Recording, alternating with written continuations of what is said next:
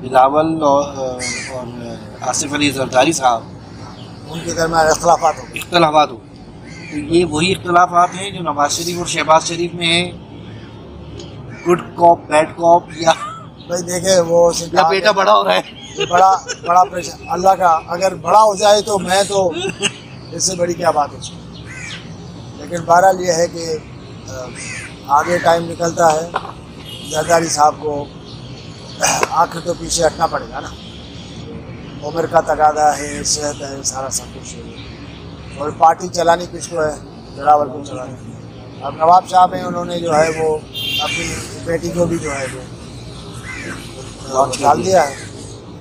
और दूसरी बात यह है कि आप इस इलेक्शन में आप और अहम इम्पोर्टेंट जगहों पे आपको आसमान नजर आती है, ठीक है, तो उनका रोल भी जो है वो स्टार्ट होगा। मेरा ख्याल ये है कि बिलावल जो है वो अब फॉरेन मिनिस्टर भी बन गया, अब उसकी सीवी में काफ़ी चीज़ें आ गई, तो इसकी पॉसिबिलिटी है कि वो आस्ता आस्ता जो है अपने आप को इंडिपेंडेंट और बड़ा लीडर साबित करने के लिए करेगा। और दूसरी बात यह है कि एक ही काम में, एक ही आपके एक्शन में, एक तीर में 4-5 चीज़ें जो है वो आपको हो जाती है, तो क्या इसमें गलत क्या बात है। भले आपको दिखे कि इख्तलाफ है, लेकिन बिलावल की इंडिपेंडेंस जो है वो जो उसको चाहिए वो भी दिखती है। उधर से उनको ये कहता है कि यार बेटा बात सुनो, तुम्हारी बात अपनी जगह पे 90 दिन पे, लेकिन मेरा ये ख्याल है कि यार कंस्टिट्यूंसीज जो है ना वो रीशेप हो जाएं, डिलिमिटेशन हो जाए, तो उसके बाद करें, क्या फ़र्क पड़ता है ये वो, ठीक है। मुझे इसमें कोई बड़ी वो नज़र नहीं आती, जितनी बड़ी खबर बनाई गई उतनी बड़ी खबर नहीं, उसी खबर है नहीं। और दूसरी बात है कि भाई हमें भी, हम तो यहाँ पे जिस दिन हमारे पास बड़ी चीज़ नहीं होगी उस वक्त कहेंगे यार बात करो, आज प्रोग्राम नहीं करते भाई, क्योंकि हमें खुद करना है ना। पर टीवी पे तो आपको 5 दिन प्रोग्राम चलाना है ना यार ठीक है। तो मेरे ख्याल में कि चीज़ें कुछ आप नेचुरल जो फ्लो है ना टाइम का, इसको आप देखें, उसमें बिलावल को ज़रूरत है। अब जो आप जाएंगे इलेक्शन में जाएंगे, लोगों के पास जाएंगे, तो कुछ बेचने के लिए आपको चाहिए होगा ना। तो ये भी पॉसिबिलिटी है कि इस टाइम पे कि बिलावल कहे कि जी मैंने बड़ी कोशिश की, हमारे पार्टी ने जो है ना वो, दूसरे लफ्ज़ों में जरदारी साहब ने काफ़ी जगहों पे वो ठीक नहीं किया, फला नहीं किया। और जरदारी साहब पर्दे के पीछे जो अपनी महारत है उनकी वो चलाते रहे, वो तो देखें, जरदारी साहब का पब्लिक लीडर है, ये मैं शुरू से हर किसी को पता है, हम लोग कहते हैं। और जरदारी साहब को ये पता नहीं है कि इवन नवाब शाह का आम आदमी क्या फील करता है। पब्लिक लीडर यानी जो पॉपुलर लीडर होता है ना, आवाम की नफ्स पे हाथ नहीं है, ठीक है। जरदारी साहब को ये आता है कि कहीं बैठ के यार ये सोचो कि सलाउद्दीन का दिमाग कैसे गिरा दिया ना मैंने। देखिए मौलाना फजल रहमान और नवाज शरीफ की नफ्स पे हाथ है अच्छा वैसे उन दोनों को भी जरूरत पड़ती है, जरदारी की उन दोनों को भी जरूरत पड़ती है यार, आप माने इस चीज़ को। अच्छा 14 सितंबर को पीपल्स पार्टी ने अपनी सेंट्रल एग्जीक्यूटिव काउंसिल का इजलास बुला लिया। अच्छा एक चीज़ ये भी आवाम जो क्या कहते हैं लोगों के दरमियान ये बात भी गर्दिश कर रही है कि अगली सिंध की वज़ीर आला आसिफा भुट्टो होंगी।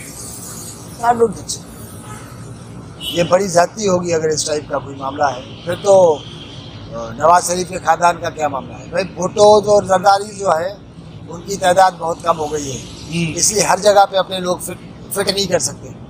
जरदारी साहब को जो दोस्तों की ज़रूरत पड़ती है ना, वो इसलिए, अब मिसाल के तौर पे इतना वसी किस्म का बड़ा ज़्यादा ख़ानदान होता नवाज शरीफ की तरह, तो फिर वो खुद प्राइम मिनिस्टर हैं और भाई चीफ मिनिस्टर हैं, भाई अगर उधर वज़ीर आज़म है तो बेटा चीफ मिनिस्टर है, आप अगर नेक्स्ट प्राइम मिनिस्टर वो फाइनेंस मिनिस्टर हैं, फैमिली की आबिद शेर अली भी कोई ना कोई मिनिस्टर है, ठीक है। अब भुट्टो को तो आपने मरवा दिया, नहीं तो आप दूसरी भुट्टो फातिमा भुट्टो को भी तो करीब नहीं लाते ना, उधर भी तो फटे हैं। खैर चले, हाँ तो एक अलग लंबी कहानी है उनका। लेकिन ये कि वैसे सर मुझे ये लगता है कि आपकी खैर मालूमात ज़्यादा है और आपका तजर्बा और वो भी है, मुझे लगता है कि आसिफा भुट्टो की तरफ लाइन बनाई जा रही। देखिए वो भी भुट्टो को मैं आपको चलते चलते एक बात बताऊँ, आसिफा भुट्टो को जरदारी साहब तब मैदान में लाते हैं जिस वक्त किसी मामले पे बिलावल नहीं मान रहे थे। ये आप मेरी बात याद रखें। तो अवाम के सेंटीमेंट से खेल रहे होते हैं या बिलावल को इमोशनल ब्लैकमेल कर रहे बाजी में इस तरह हुआ है ना, बिलावल जो एक आध दफ़ा जो है वो नाराज़ हो गए हैं, तो जरदारी साहब जो है वो आसफा को भी ले गए, लेकिन जाहिर है कि आसफा का पॉलिटिकल करियर तो है ना। जब आसफा को पब्लिक सेंटीमेंट को एक्सप्लॉइट करने के लिए और वहाँ से जो है वो पॉलिटिकल फ़ायदा हासिल करने के लिए अब उसको आप मैदान में निकालेंगे, तो लड़की है, अब वो कितना प्रूव हुई है और ज़्यादा कितना प्रोड्यूस कर सकती है पॉलिटिकली, तो पता तो तब चलेगा। लेकिन ये है कि जब आसफा को रखते हैं तो ऑटोमेटिकली बिलावल को भी चेक रहता है। लेकिन फरियाल तारपुर का क्या होगा अगर आसफा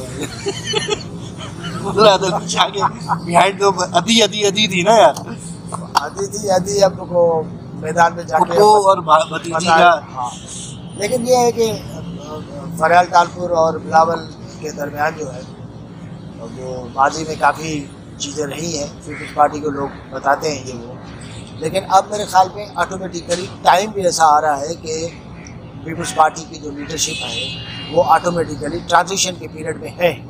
उम्रें आप देखें ना, ठीक है। अच्छा असल में सर मसला ये कि ये सारा जो बादशाही निज़ाम है ना, ये भी एक बड़ा इशू है ना। मतलब आप क्या फरियाल तारपुर का या वो जो उनके सौतेले भाई हैं या नेपाला के टप्पी जो है उनका जितना इन्फ्लुएंस था, बहरहाल ये चीज़ें उस तरीके से एक जमहूरी या सियासी हवाले से बाद देखें, बेनज़ीर भुट्टो के बाद जिस हालात में जिस तरीके से इनको इक़्तिदार मिला और ये ज़रा री इन हुए ना, तो उसमें 10-15 साल का पीरियड तो आप खा ही जाते हैं। चले बहरहाल ये भी एक बड़े तवील मौज़ूआत हैं जिन पर गुफ्तगू की ज़रूरत है।